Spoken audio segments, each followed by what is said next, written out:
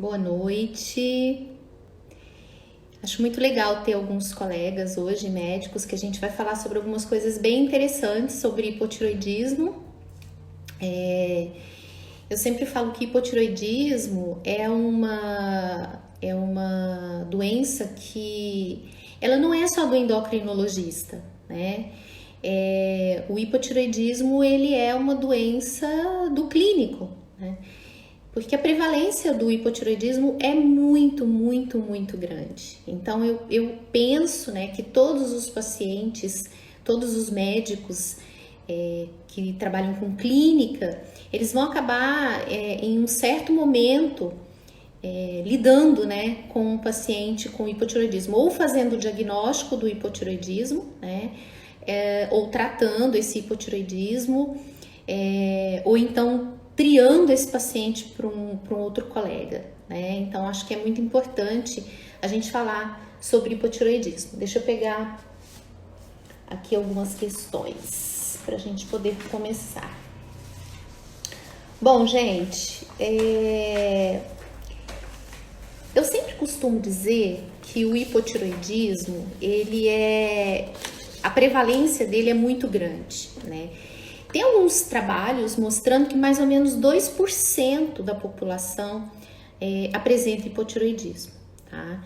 Então, assim, é uma doença extremamente prevalente, né? A gente sabe que a incidência é muito maior na mulher do que no homem, até porque a principal causa do hipotiroidismo é uma doença autoimune, né? A gente sabe que o hipotiroidismo, em grande parte, ele é causado por uma doença autoimune, que é a tiroidite crônica de Hashimoto, que é a principal causa de hipotiroidismo. A gente tem outras causas de hipotiroidismo, mas a tiroidite crônica de Hashimoto é a principal causa, ainda hoje, do hipotiroidismo, tá? Então, é uma doença autoimune. É muito comum ela vir acompanhada de outras doenças autoimunes. Então, vocês vão ver bastante pacientes com hipotiroidismo apresentarem lúpus, vitiligo, diabetes mellitus tipo 1, doença celíaca, né? Então é muito comum a associação do hipotiroidismo com outras doenças autoimunes. E é muito comum também a associação do hipotiroidismo com doenças cromossômicas. Então eu não sei vocês, mas vocês vão pegar vários pacientes, por exemplo, com síndrome de Down e com hipotiroidismo. Eu, nesses meus 20 e tantos anos aí de endocrinologia, eu já peguei bastante paciente aí com síndrome de Down e com hipotiroidismo. Então, síndrome de Down, síndrome de Turner, Klinefelter, todas essas doenças cromossômicas, elas podem vir bem acompanhadas, né? Sempre acompanhadas aí de um hipotiroidismo. É muito comum isso acontecer, tá? O que a gente pode falar do hipotiroidismo? O hipotiroidismo, ele é simplesmente uma redução na produção dos hormônios tireoidianos, né? O diagnóstico do hipotiroidismo, e foi uma pergunta feita, eu acho que até por um médico, né? Que o diagnóstico ainda é feito através do TSH? Sim. O TSH, ele é o hormônio mais importante quando a gente vai fazer o diagnóstico de hipotiroidismo, tá? Então, quando a gente pega um paciente que chega no consultório com queixas, porque o que acontece? As queixas do hipotiroidismo são queixas são queixas que se confundem muito com outras situações. Então, por exemplo, o paciente com hipotiroidismo, ele tem sonolência, ele pode ter desânimo, ele pode estar depressivo, né? Se for uma mulher, ela pode ter irregularidade menstrual, constipação intestinal, né? Prisão de ventre, adinamia, indisposição para fazer as coisas, ganho de peso. Então, são sintomas que podem ser confundidos com outras doenças, né? Então, por isso que é tão importante a dosagem laboratorial. Eu costumo dizer que o hipotiroidismo é uma doença onde a gente não adianta, a clínica nem sempre vai ser soberana, nós vamos precisar de exames laboratoriais para a gente poder fechar o diagnóstico, tá? E o diagnóstico, ele sim, né, o hormônio mais fidedigno ainda é o TSH, tá? O TSH, por que o TSH? Porque o TSH, ele é muito sensível a pequenas variações dos hormônios tireoidianos. Então, por exemplo, se você tiver uma mínima alteração do T4 livre, que você não vai detectar como alteração no exame de sangue, você já pode ter aumento do TSH, você já pode ter alteração do TSH. Então, por isso que o TSH, ele ainda é o hormônio mais importante, porque ele permite pra gente uma detecção precoce do hipotireoidismo, tá? Então, sempre nós vamos pedir inicialmente o TSH. Quando o TSH vier alterado, né, acima lá das 4,5 milunidades por litro, aí a gente vai solicitar T4 livre, anticorpos, né? Os anticorpos anti-TPO que são extremamente importantes, eu vou falar para vocês por quê, né? Então, a conduta vai ser sempre essa, você vai chegar no consultório, o médico vai pedir o TSH, o seu TSH, ele vai vir aumentado, né? Normalmente ele vem acima aí de 4,5, tá? É solicitado o T4 livre, só para a gente ver se se trata, né, de um hipotireoidismo franco ou um hipotireoidismo subclínico, e a gente já solicita os anticorpos, antitireoglobulina e antiperoxidase, tá? Quando esse T4 livre ele é normal, né? A gente chama esse hipotireoidismo de hipotireoidismo subclínico. Então, o que é o hipotireoidismo subclínico? O hipotireoidismo subclínico, ele nada mais, nada menos do que um paciente que apresenta um TSH aumentado com níveis de hormônio tireoidiano normal, T4 livre normal, tá? Paula, eu preciso pedir T3 total, T3 livre? Não precisa, sabe por quê? Na maioria das vezes, o T3 livre, ele vai vir normal, né? Na maioria das vezes, o T3 total, ele vai vir normal. Então, o primeiro hormônio que acaba alterando mesmo é o TSH, porque é o que eu falei, mínimas alterações vão levar, né, a aumento do TSH. Então, o TSH, sim, é o hormônio principal para o diagnóstico de hipotireoidismo, tá? Essa pergunta é muito interessante, foi uma pergunta que fizeram, né, dentre as questões que eu sempre deixo lá na caixa de mensagem, que é sobre o tratamento com T3, tá? Eu quero falar um pouquinho disso aqui, porque é uma coisa muito pouco falada, e quem fala sem embasamento científico, tá? É o seguinte, gente, existe um grupo de pacientes, né, que mesmo com TSH normal, você vai lá, dá L-tiroxina, né, então pode ser Levoide, Synthroid, Puran. Mesmo esses pacientes, você vai lá, trata, você consegue deixar o TSH redondinho, bonitinho, né, T4 livre normal, TSH normal, e mesmo assim ele é sintomático. Vocês vão pegar muito pacientes assim. Esses pacientes são sérios candidatos a fazerem o tratamento combinado de T3 e T4, tá? Só que assim, você precisa identificar muito bem esse paciente. Você não vai dando T3 para qualquer paciente, não. Então, o paciente tá lá, você tá tratando ele tá com os exames bonitinhos, aí só que ele tá assim, olha, eu tô cansado, eu tô depressivo, eu ainda continuo com queda de cabelo, não tô legal.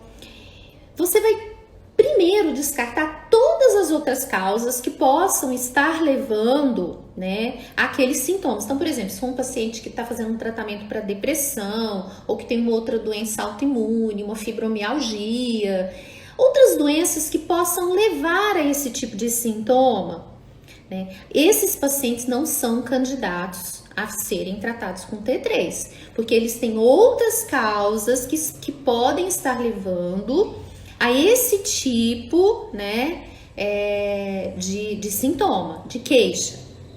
Então, qual é o paciente candidato a usar T3 junto com T4? É aquele paciente que tem todas essas queixas que eu falei, mesmo com TSH normal, né, com os exames normais, e que a gente descartou depressão, a gente descartou outras doenças autoimunes, a gente descartou todas as outras causas, tá? Aí, sim, esse paciente, ele pode sim ter indicação do uso de T3, tá? Aí, quando que eu vou solicitar T3 livre e total? Então, depois eu vou falar sobre isso, tá? O que acontece? Adianta você fazer T3 nesse caso, desse paciente? Não adianta. Eu vou explicar para vocês por quê. Qual que é o problema de alguns pacientes não se compensarem, não melhorarem os sintomas mesmo com exames normais? O que acontece, gente, é que o que a gente vê no plasma, né, aquele T3, aquele T4, o que a gente vê no plasma, nem sempre corresponde ao que a gente vê no tecido. Então, por exemplo, às vezes você vê um paciente que ele tá com TSH normal, T4 livre normal no sangue, só que a maneira como essa conversão de T4 para T3 se comporta, por exemplo, no hipotálamo, no cérebro, em outros tecidos, é diferente.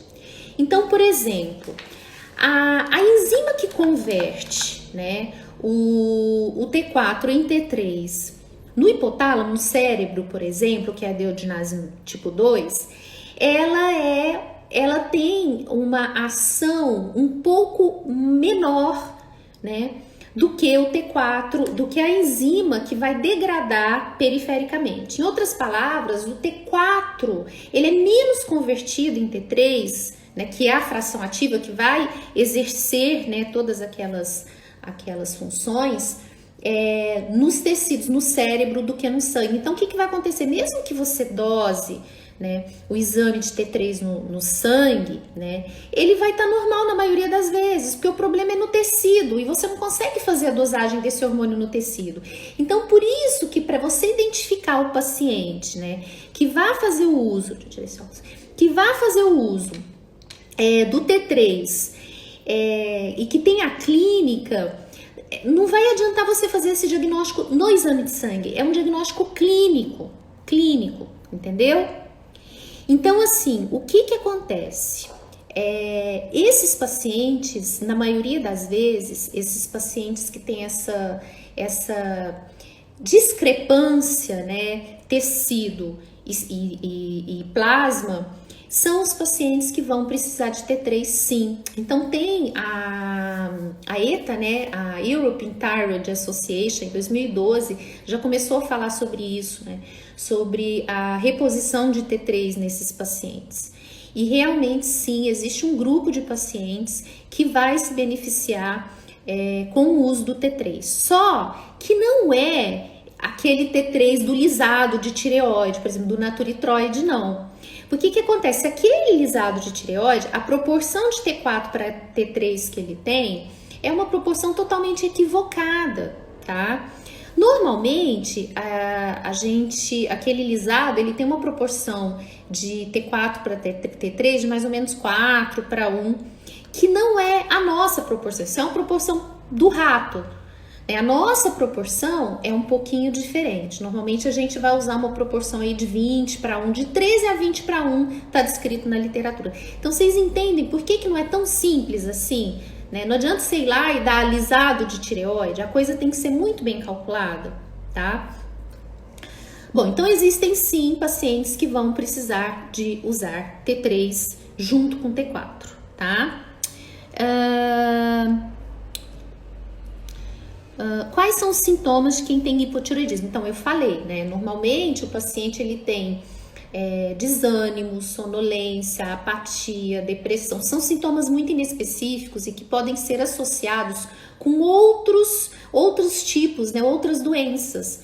Às vezes a gente confunde com sintoma de depressão, a gente confunde com sintomas, com vários outros tipos de sintomas, né? Com sintomas de fibromialgia, né? O ganho de peso também pode acontecer, ou a dificuldade para perder peso, tá? Então, são vários sintomas, né?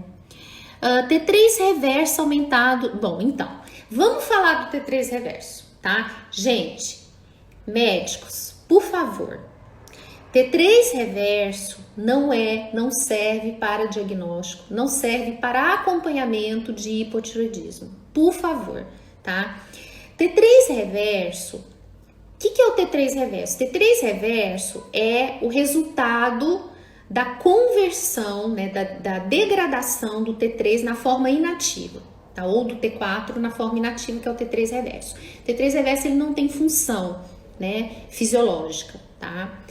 Ele tá aumentado em N situações. Então, por exemplo, todas as vezes que o nosso corpo ele precisa de entrar no modo econômico, por exemplo, um paciente que está com uma doença grave internado numa UTI, um paciente que está fazendo uma dieta muito restritiva, um paciente que está fazendo jejum, uma paciente que tem anorexia nervosa, um paciente que está com câncer, todas as situações a gente precisa economizar energia, a gente vai ter aumento de T3 reverso, ponto.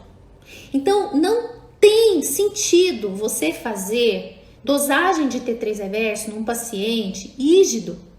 Não tem, porque ele não vai te direcionar nada. Tá? O T3 reverso aumentado, por exemplo, você pega um paciente que está fazendo dieta, é bem provável que o T3 reverso dele vai estar aumentado. Você vai fazer o que com ele? Você vai dar hormônio tireoidiano para ele? Não vai. Existe apenas uma situação onde a gente vai usar o T3 reverso dentro da endocrinologia, tá? Que é uma doença de recém-nascido, tá? Que é o que a gente chama de hemangioma, né? O hipotiroidismo do recém-nascido que é uma patologia onde você tem vários hemangiomas, é uma doença, uma condição grave, onde o recém-nascido ele nasce com hipotiroidismo e vários hemangiomas hepáticos, tá? E nesse processo a gente usa o T3 reverso para a gente diferenciar de um simples hipocongênito, né? Porque nesse caso onde você tem aumento de hemangiomas, né, o fígado é um lugar onde você tem bastante metabolismo de hormônio tireoidiano, aí você vai ter um aumento importante do T3 reverso. Aí você vai fazer o diagnóstico diferencial do hipocongênito com essa outra doença que são os hemangiomas do recém-nascido, tá? Então, não percam o tempo de vocês fazendo T3 reverso. Vai confundir a cabeça de vocês, né? Porque aí você pega um paciente, por exemplo, que está numa restrição calórica, ou um paciente que saiu de um quadro de infecção, aí o paciente está lá com um T3 reverso aumentado. Você vai dar hormônio tireoidiano para ele? Claro que não! Claro que não! Então não faz o mínimo sentido ficar pedindo T3 reverso para paciente, tá bom? Então, não faz sentido, é um desperdício e vai te confundir, tá bom? Vamos lá. Autoanticorpos elevados, TSH normal, sugere alta predisposição a desenvolver hipo. Sim, existem várias evidências mostrando que uma parcela dos pacientes com anticorpos aumentados, eles vão acabar desenvolvendo hipotiroidismo, tá? E os pacientes que têm hipotiroidismo subclínico e que têm níveis mais aumentados, mais elevados de anticorpos, são os pacientes que vão acabar evoluindo para um hipotiroidismo franco. Existe uma relação direta entre o aumento do anti-TPO, principalmente, tá? E o desenvolvimento de hipotiroidismo, tá bom? Então isso é fato. Inclusive um dos critérios para a gente escanear, para a gente fazer o screening de gestantes, né, fazer o pedido dos hormônios tireoidianos, é o fato dela ter anticorpos anti-TPO positivos, né? A gente sabe que esse é um critério para a gente poder ficar de olho nessa gestante, tá bom? Espero que eu tenha respondido a sua pergunta, viu, querida? Desenvolvi depois da gravidez, faz 11 anos que tenho mesmo tratando, sofro com queda de cabelos. Falando um pouco da gravidez, a gente tem que tomar um cuidado muito grande, porque esse é um grupo muito especial. É um grupo, inclusive, onde as referências de normalidade são diferentes do resto da população. Então, por exemplo, enquanto na população normal os valores, né, de referência do TSH vão de 0,1 a mais ou menos aí 4,5, né? Na gestante, a gente sabe que esse valor ele não pode passar aí de 2, 2,5, tá? Então, assim, gestante, né, com TSH de menor que 2, tá? Mas e sem anticorpos positivos, ok, você não precisa se preocupar. Gestantes com TSH menor que 2, com anticorpos positivos, você não vai tratar, mas você vai acompanhar, tá? Você vai ficar de olho aí, pedir exames com mais frequência, a cada 2 meses. Gestante com TSH entre 2 e 4, tá? E com anticorpos positivos, vamos tratar, tá? O ideal é manter esse TSH aí no primeiro trimestre aí entre 2 e 2,5. Gestantes com TSH acima de 4, mesmo que não tenha anticorpos positivos, tratem sempre.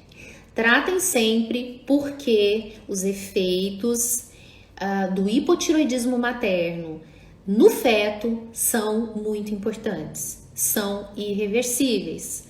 Existem vários trabalhos mostrando que mães que não trataram de acordo o hipotireoidismo na gestação, né, mesmo que o feto não nasça com um hipocongênito franco, ele vai nascer com um QI mais baixo do que uma criança que teve, né, cuja mãe teve o hipo bem tratado. Quais são as gestantes? Quais são as gestantes que você precisa tomar cuidado e que você precisa tratar, né? Que você precisa ficar de olho, tá? E fazer sempre o exame de TSH. Gestante que tem anticorpos positivos, mesmo que ela não tenha hipotireoidismo. Gestantes que têm casos na família de doenças tireoidianas.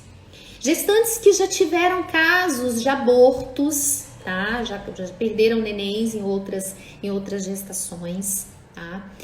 Gestantes que já fizeram radiação, tá? No pescoço.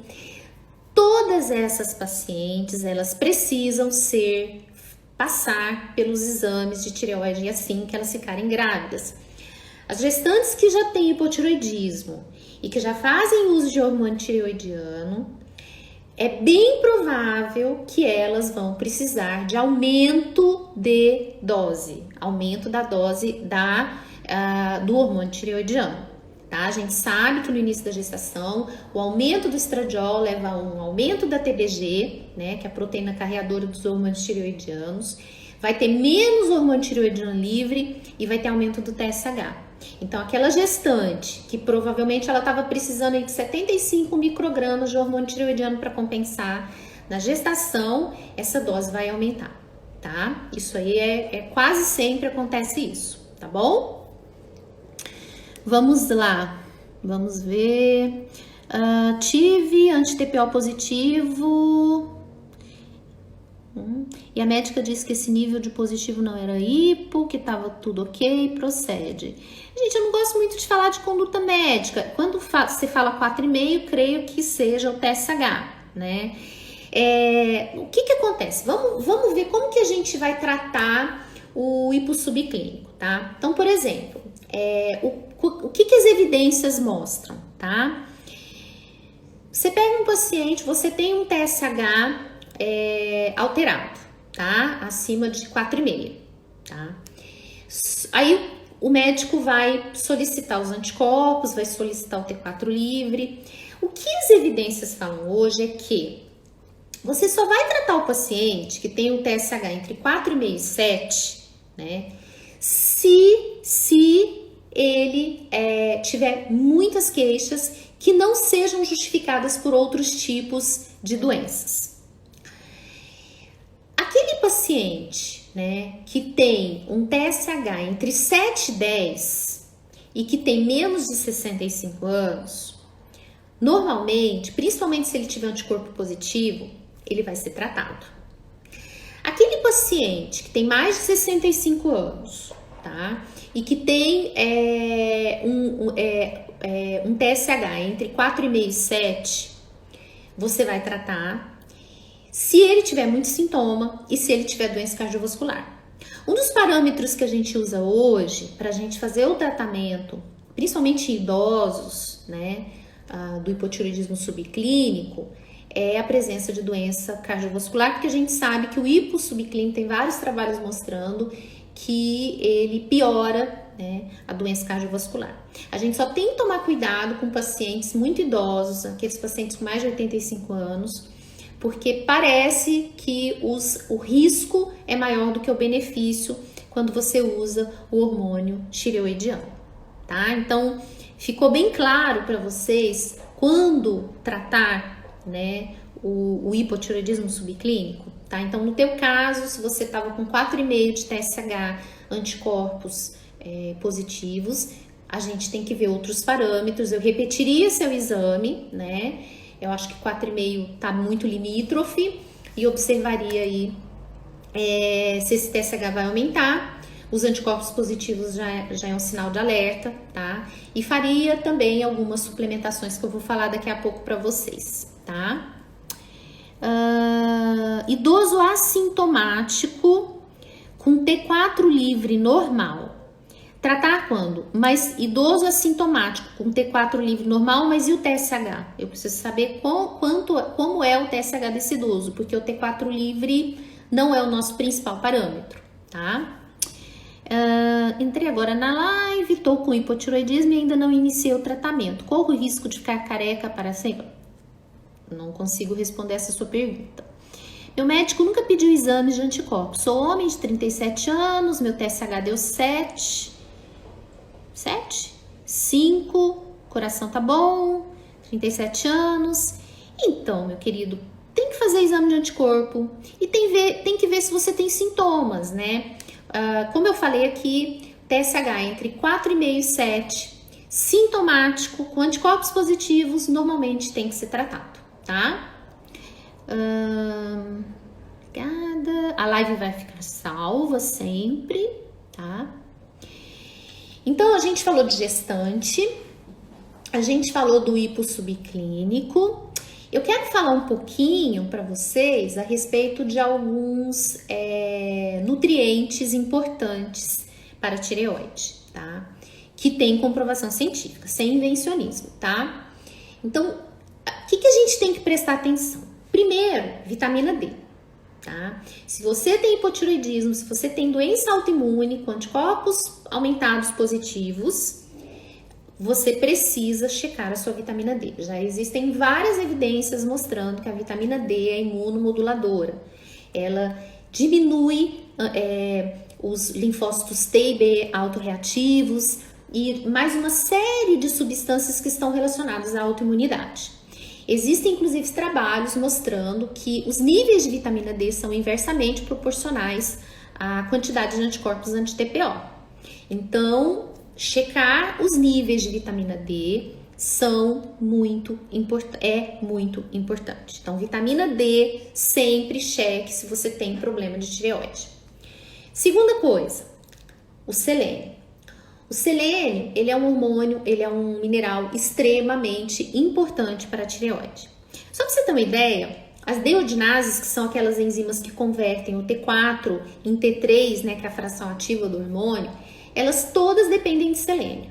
Então, para começar, se não tiver selênio, não vai ter conversão de T4 em T3, não vai ter produção aí de hormônio ativo tireoidiano. Em segundo lugar, o selênio, ele entra na formação de uma série de enzimas antioxidantes. Então, ele protege a nossa tireoide do que a gente chama de espécies reativas de oxigênio, de radicais livres, tá? Que é uma das causas da doença autoimune, tá? A doença autoimune, ela está muito relacionada com a produção de radicais livres. Quando a gente vai sintetizar o hormônio tireoidiano, a gente produz uma quantidade muito grande de radicais livres, de espécies reativas de oxigênio, pela própria produção do hormônio tireoidiano. E o selênio, ele entra fazendo meio que uma varredura, né, dessas substâncias. Então, o selênio tem que estar muito redondinho. A gente tem aí uma necessidade diária de selênio de aproximadamente 55 microgramas por dia, tá? Mas existem vários trabalhos mostrando que a suplementação de selênio em pacientes que têm tireoidite crônica de Hashimoto é extremamente interessante, tá? Outra coisa muito importante, né, outro mineral muito importante é o zinco. O zinco, gente, ele simplesmente é extremamente importante para a ação da deogenase 2, que é quem vai converter o T4 em T3, que é a fração ativa, tá? Então, se você tem uma dieta pobre em zinco, se o seu zinco tá baixo, você vai ter comprometimento na síntese também de hormônios tireoidianos. Então, já falei de vitamina D, já falei de selênio, já falei de zinco, né? Que é muito importante. Então, esses 3 minerais são extremamente importantes. Se você tem hipotireoidismo, se você tem doença autoimune, cheque sempre, tá? Vamos parar aqui para ver. Anticorpos positivos, mas sem sintomas e TSH normal. Pode acender um alerta para outra doença autoimune? Então, sempre que você tem uma doença autoimune, eu falei no início, né? É muito comum a associação da tireoidite crônica de Hashimoto com outras doenças autoimunes, tá? Então, sempre fica de olho. É muito comum a associação com doença celíaca, com lúpus, com diabetes mellitus tipo 1, com vitiligo, tá?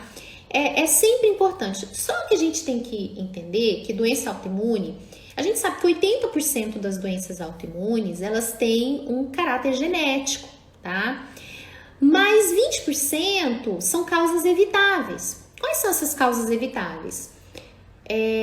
Iodo, né? A gente sabe que o excesso de iodo, ele é um fator extremamente desencadeador de doença autoimune, extremamente, inclusive eu postei isso ontem, postei 2 trabalhos, né, muito importantes. Então, gente, iodo em excesso aumenta o risco de doença autoimune. Inclusive, tem várias evidências mostrando que lugares onde a ingesta de iodo é maior, houve aumento de tireoidite crônica de Hashimoto, tá?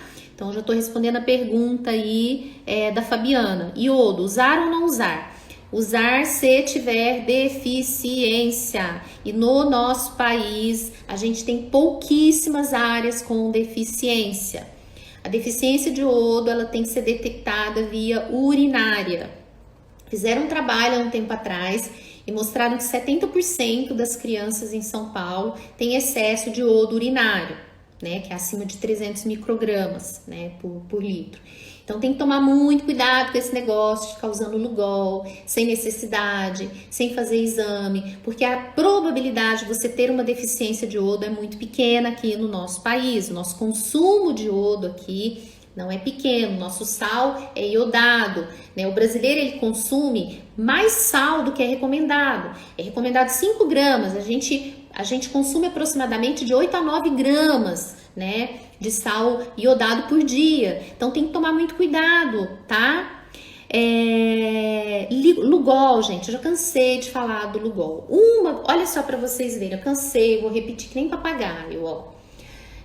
A nossa recomendação diária, né, de iodo por dia é de 150 microgramas. Existem evidências mostrando que para a gente começar a ter problema, a gente tem que usar menos de 50 microgramas por dia, tá? Porque a nossa tireoide, ela tem condições, né, de controlar isso aí. Se a gente tiver de 10 a 20 microgramas de iodo intratireoidiano, a gente já consegue, a gente não tem problema. Em criança, em gestante, normalmente as necessidades aumentam, né? Porque as necessidades de hormônio tireoidiano aumentam. Então, aí 250 microgramas para gestante, 290 microgramas para lactantes, para mulheres que estão amamentando. Uma gota de Lugol tem aproximadamente 2.500 microgramas, que equivale a praticamente, gente, quase 20 vezes o que a gente precisa no dia. A galera toma de 2 a 5 gotas por dia de Lugol. Você imagina a quantidade de iodo que essa pessoa está usando, tá? Então, assim, não é que a gente quer falar mal, mas não existe justificativa para se usar Lugol. Lugol não vai curar nada. O Lugol só vai te trazer problema, né? Se você usar desnecessariamente, tá? Então, tem que tomar cuidado, tá? Então, você tá usando uma gota, se você usa 2 gotas de Lugol, você tá usando 5.000 microgramas de iodo por dia.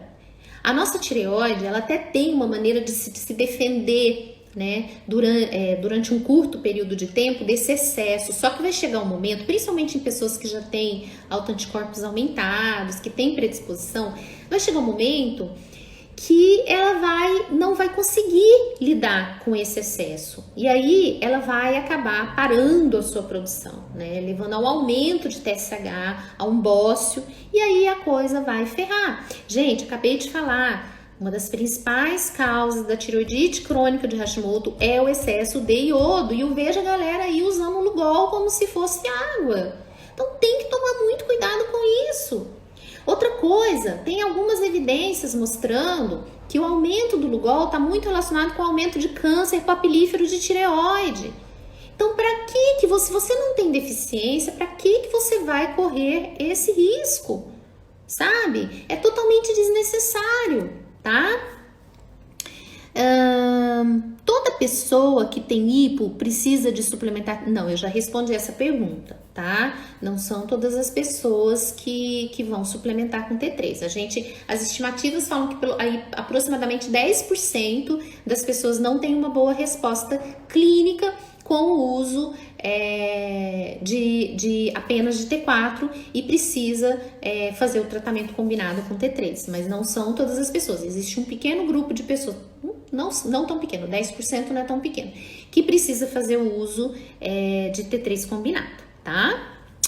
Queda de cabelo é um alerta para hipo? Sim, tanto o hipo quanto o hipertiroidismo podem levar à queda de cabelo, tá? O que você acha sobre paciente com hipotiroidismo usar medicamento para emagrecer? Vase, que no caso é sibutramina.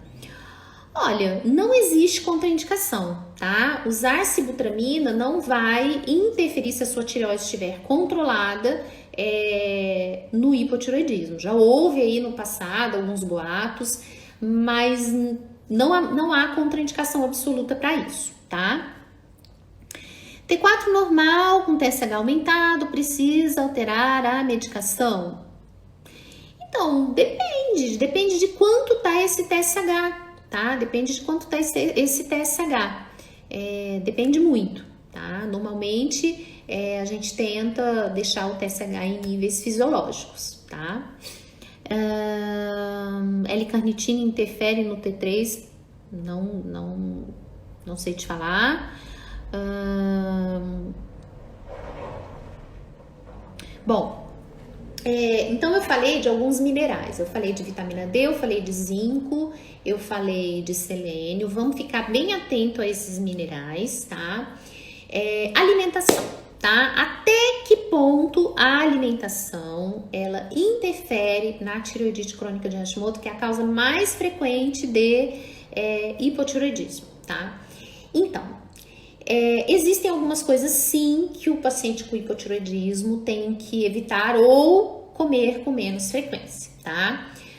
Por exemplo, as brássicas, né, que são a couve-flor, brócolis, couve de Bruxelas, rabanete.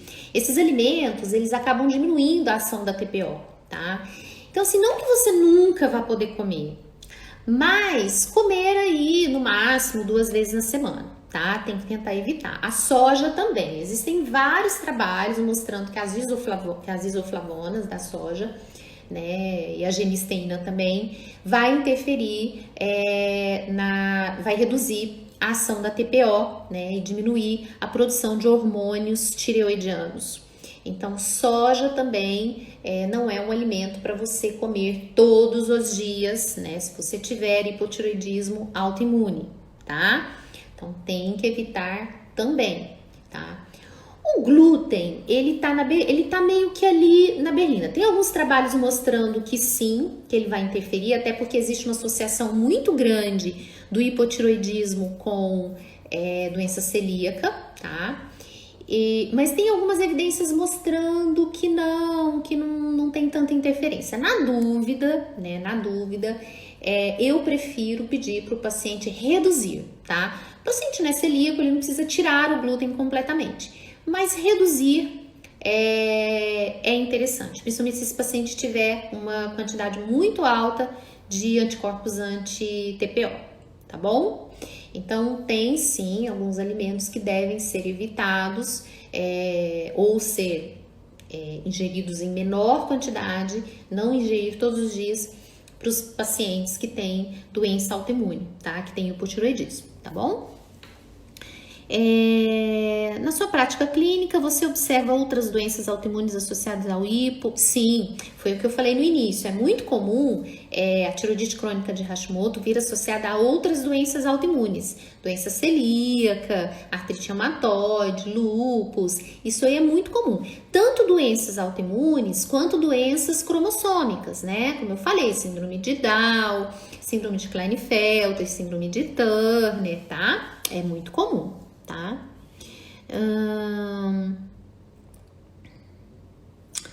Vamos ver o que mais. Bom, o que eu queria falar para vocês era isso. Tem algumas outras coisas que eu queria falar de gestante, falei de gestante para vocês.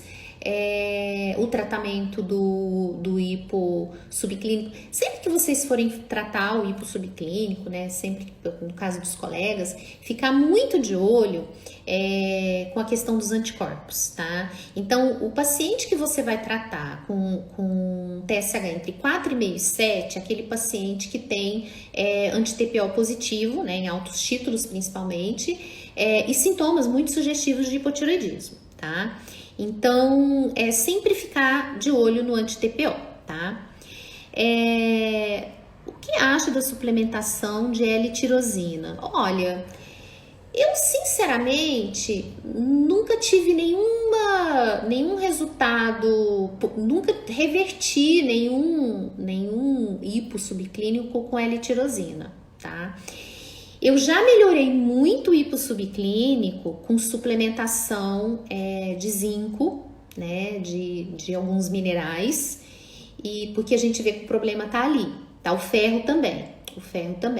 Agora, a L-tirosina eu nunca tive assim, olha, nossa, reverti um hipotireoidismo subclínico com L-tirosina, tá? Ela pode ser usada, né, em algumas pessoas aí que de repente tem um hipo subclínico leve, mas falar que ela entra, que existem trabalhos mostrando aí uma ação muito contundente, né, na redução do TSH, não, tá? Os alimentos eu já falei, tá? Quando a gente fala de alimentos benéficos, são esses que eu falei, alimentos ricos em selênio, alimentos ricos em zinco, a vitamina D, né, que é muito importante, né? Então, sempre ter uma alimentação equilibrada e evitar esses alimentos que a gente chama de alimentos bociogênicos, tá? Então, da imunidade, no que diz respeito a tireoide, a vitamina D é extremamente importante, né? Eu já falei, vitamina D, sempre checar a vitamina D, tá? Sempre checar a vitamina D, tá bom? Vamos lá. Deixa eu ver se tem mais alguma pergunta aqui. Então, o que eu queria que os colegas gravassem é essa questão da gestante, tá? Ficar muito de olho na gestante. O hipo subclínico, né? Lembrar, idade maior que 65 anos com sintomas muito sugestivos, principalmente se tiver doença cardiovascular, tem que tratar, tá? Doença cardiovascular, ela hoje, né? Ela é um fator que determina o tratamento do hipotireoidismo no idoso, tá bom? Quando pedir ultrassom? Então, ultrassom eu costumo pedir quando na palpação, né, eu detecto algum nódulo, tá? E assim, hoje em dia a gente tem que ser a gente não pode sair fazendo ultrassom à torta e à direita, né? A gente sabe que existe uma incidência muito alta de nódulos benignos, né, na população. E não acho necessário a gente ficar exagerando. Eu sempre peço quando eu faço alguma palpação, e eu sempre palpo, né, meus pacientes, e que seja uma palpação suspeita, tá? Ou quando o próprio paciente, ele, olha, tô incomodado, né? Homens, né, principalmente, a gente sabe que os nódulos em homens são sempre mais arriscados, mas eu não costumo ficar fazendo aí ultrassonografia de rotina não, tá? Tera, tem o hipo, meu zinco está sempre baixo. Então, meu amor, trate, porque o zinco ele é extremamente importante para a ação das deodinases, para converter o T4 em T3, que é a forma ativa do hormônio tireoidiano, tá? Precisa. Quando seria indicada a suplementação de T3? Dúvida frequente do setor. Então, eu falei já, né? Falei lá atrás que a suplementação de T3 houve pela primeira vez, né? A European Thyroid Association, ela lançou diretrizes, né, para o tratamento combinado de T4 e T3. Existem mais ou menos 10% de pacientes que necessitam do tratamento combinado de T4 com T3. Não é o lisado de tireoide, porque a proporção que a gente tem no lisado de tireoide ela é totalmente equivocada, né? Normalmente, quando a gente vai fazer o cálculo para reposição de T3, a gente usa um cálculo particular, onde a gente usa a proporção de 1:20, né? 1 de T4 para T3, e a gente substitui parte do hormônio. A gente usa parte do hormônio, né? Que a pessoa já está usando e a gente substitui. Então, por exemplo, um paciente que usa 100 microgramas de L-tiroxina, ele não vai usar 100 microgramas de L-tiroxina, mas tanto de T3, né? Assim, existe essa L-tiroxina, ela vai ser parcialmente substituída por uma parte do T3, né? E a gente vai calcular aí uma dose de 1:20 de T3. O T3 ele tem que ser fracionado, né? Porque a meia-vida do T3 é menor, né? Eu explico tudo isso no meu curso online de tireoide, né? Como são feitos os cálculos. Existe uma equação que é feita, que foi a própria European Thyroid Association, né? Que deixou e costuma dar muito certo, né? A sintomatologia melhora muito, tá? Vamos lá, no hipertiroidismo, além do uso... Bom, nós não estamos falando de hipertiroidismo, né? Mas a gente vai fazer uma live sobre hipertiroidismo, senão a gente acaba confundindo aqui, tá? O curso, gente, vai ser... Já tem um curso para novembro, que infelizmente nós tivemos que adiar. O curso online de tireoide está pronto. A gente só está terminando de fazer as devidas edições, logo ele vai estar disponível. Lá a gente vai ensinar para os colegas como fazer o tratamento combinado, como que é essa equação, né? Todas todos esses protocolos, né, que eu tô falando aqui, né? Tudo com bastante embasamento, vai estar tudo bonitinho lá, tá?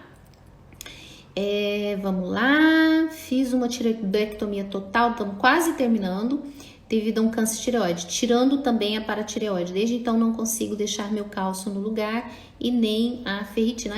É complicado isso, né? Normalmente volta logo, né, o cálcio. Quando você tira a paratireoide existe esse problema, normalmente ele é passageiro, né?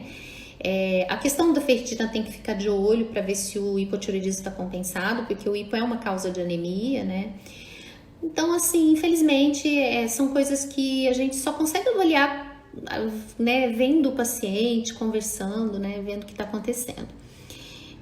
Alguma conduta para baixar anti-TPO? Então, é o que eu falei. Existem alguns trabalhos mostrando que há redução de anti-TPO com suplementação de selênio, vitamina D. É o que a gente mais vê com evidência científica, tá? Existe inclusive trabalhos mostrando que a vitamina D ela é inversamente proporcional ao nível de anti-TPO. Então, de repente, seriam estratégias interessantes aí, tá? A gente não pode esquecer que alguns outros tipos de alterações evitáveis podem aumentar anticorpos, obesidade, né, por conta das citocinas, né, que acabam afetando aí a própria tireoide, tabagismo, estresse, né, o estresse ele interfere no eixo hipotálamo, hipófise, cortisol, e isso pode interferir na nossa imunidade humoral, né, aumentar a autoimunidade, Então tem várias coisas, né, ambientais que podem ser evitadas aí e melhorar essa questão de autoimunidade, tá? Níveis ideais de vitamina D. Então, o que eu vi de evidência é em torno aí de 40. Então, eu sempre tento deixar a vitamina D desses pacientes pelo menos aí entre 40 e 50, tá? Não precisa fazer aqueles protocolo louco, tá, gente? Pelo amor de Deus, deixar a vitamina D acima de níveis tóxicos, tá? Não existe comprovação científica mostrando que isso aí vai ter benefício nenhum, tá? Estou atendendo, faz tempo que eu tô atendendo, Suzana, faz bastante tempo. Quais são as possíveis consequências se não houver tratamento do hipotireoidismo? São várias. O que a gente mais falou hoje é sobre doença cardiovascular, né? É o que a gente mais teme hoje, a questão da depressão, tá? Então, o problema cardiovascular é o que mais é a consequência mais temida hoje, né? E a mais estudada, tá?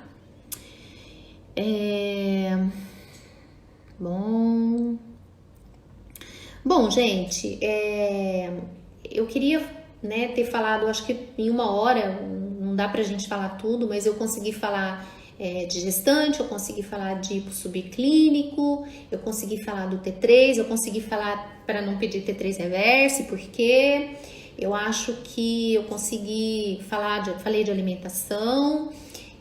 Eu acho que é muito importante, né, a gente ter essa visão clara, né, e embasada das coisas, né? Hipotiroidismo na gestação, tratamento mesmo. Então, eu falei já, Marcelo, eu não sei se você estava aí, mas depois você pega a live no início que eu falei bastante de gestação. Quando você indica punção aspirativa Então, existem alguns critérios que a gente usa, Henrique, e que de repente é interessante a gente falar isso numa live sobre nódulo de tireoide, porque existem vários critérios, né, que a gente leva em consideração: tamanho do nódulo, ecogenicidade do nódulo, se é homem, se é mulher, né, se tem vascularização. Então, assim, a gente pode falar isso numa outra live. Eu acho que também é interessante a gente falar isso. A gente pode falar isso num webinar com médicos, né? Porque acho que a galera vai ficar meio confusa, né, se a gente começar a falar sobre isso. Mas depois a gente pode falar sobre isso, sim. Vamos lá, e os iodos já falei, gente, falei um monte. Depois vocês voltam na live que eu falei bastante de iodo, tá? Porque não usar, porque não suplementar só quando há deficiência, e a deficiência ela é muito pouco comum aqui no nosso país. Existem áreas onde a gente tem uma pobreza de iodo, mas são pouquíssimas áreas, tá? Muito cuidado com a suplementação desnecessária de iodo, está muito associada a aumento de tiroidite crônica de Hashimoto, inclusive uma das principais causas é o aumento de iodo, tá? E câncer papilífero de tireoide. Então, cuidado com o que vocês escutam por aí. Cuidado, já cansei de falar, de vez em quando eu falo, sou quase trucidada, né? Porque vocês começam a falar que o fulano falou, o ciclano falou, mas isso eu tô falando porque tem muito embasamento, tem propriedade para falar o que eu tô falando, tá? Não atendo em São Paulo, não atendo, mas gente, vem para Ribeirão é tão gostoso, vem aqui que é muito bom, tá? Tô fazendo alguns atendimentos online, né, até o CRM permitir, se Deus quiser ele vai permitir, né, mais tempo, tá sendo muito legal, tô conhecendo muita gente do Brasil inteiro, tá sendo muito bom. Desmame de T3, como fazer? Mas você vai fazer desmame de T3 para quê? Não entendi, desmame de T3, porque assim, quando a gente decide que a gente tem que usar o T3, outra coisa, viu, colegas médicos, o uso do T3, normalmente, ele tem que ser feito durante 3 meses, se não houver melhora clínica, suspender o uso do T3. Quem não deve usar T3? Então, a gente está quase finalizando. Gestante, jamais dá T3 para gestante. Criança, jamais dá T3 para criança. Paciente cardiopata, jamais dá T3 para paciente cardiopata. Eu tinha esquecido de falar dessas contraindicações, tá bom? Então, isso aí é para vocês, colegas, deixarem anotadinho aí, tá? eu acho que é isso. Eu acho que a gente conseguiu em 1 hora fazer uma abordagem total, né? A gente conseguiu falar aí bastante de hipotireoidismo. Obrigada por vocês aí, pelos colegas que estão sempre participando, é muito enriquecedor, tá? Bom, sobre uso estético eu já falei, né? Uso estético de T3, essa dose aí é uma dose... A gente jamais vai ter resultado com uso estético de T3 em dose fisiológica, gente. Já falei sobre isso, é burrice, né? A nossa produção de hormônio tireoidiano de T4 é de aproximadamente aí 80 a 100 microgramas por dia, né? E de T3, 30 microgramas por dia. Então, para você ter efeito estético, tem que usar dose acima da fisiológica. Então, o T3 tinha que ser no mínimo 50 microgramas. E o T4, no mínimo 100 microgramas. Só que quando você usa essa dose acima da fisiológica, você vai ter um monte de efeito colateral, tá? Então, é um negócio muito complicado. Usar T3 para fins estéticos e T4, se usar dose abaixo da fisiológica, não vai dar em nada. Se usar a dose acima, vai ter um monte de colateral, tá? Então, não adianta, tá? Quanto de zinco é recomendado para quem trata Hashimoto com 50? Então, o zinco normalmente a gente costuma usar aí entre 30 e 50 miligramas por dia. Agora com essa questão do Covid, né, tá entrando aí como protocolo preventivo, né, tem gente usando, normalmente eles usam aí 60 miligramas por dia, tá? Mas normalmente a gente usa aí entre 30 e 50 miligramas por dia para doença autoimune, tá bom? Bom, gente, vamos ter que terminar, tá? Essa live, ela vai pro GVT daqui a pouco, então quem não viu, aí a gente dá essa outra oportunidade de ver essa live, tá? Depois aí, mais ou menos, daí uns 2, 3 dias ela vai pro YouTube. Então, tem bastante coisa aí, né, sobre hipotireoidismo. Eu terminei o nosso curso online, ficou muito bom, muito bom. Os colegas que quiserem aprender um pouquinho sobre tireoide, tá bem didático, tá bem legal. A gente ensina esses cálculos de T3, a gente ensina as diretrizes, né, para o hiposubclínico, pra vocês terem ali na mesinha de vocês, para vocês não errarem, né, o tratamento do hipertireoidismo, que tem muita gente que não é da área que às vezes tem dificuldade, tá? E é isso. Eu espero que essas lives estejam sendo bastante proveitosas para vocês, né? Não vejo a hora da gente se unir novamente, né? E os colegas, os nossos cursos são sempre muito bons, muito interativos, tá? E eu quero deixar aqui um beijo bem grande para vocês. E eu estou aberta a sugestões para as próximas lives, tá bom? Eu sempre gosto dessas sugestões, deram a sugestão do hipo, eu gosto muito desse assunto, foi muito legal. E olha, um grande beijo para vocês, bom descanso para vocês e muito obrigada aí por toda a interação, por todo o conhecimento, porque quando a gente fala um pouquinho da nossa experiência, a gente aprende muito também com vocês, tá bom? Um grande abraço, bom descanso e até a próxima!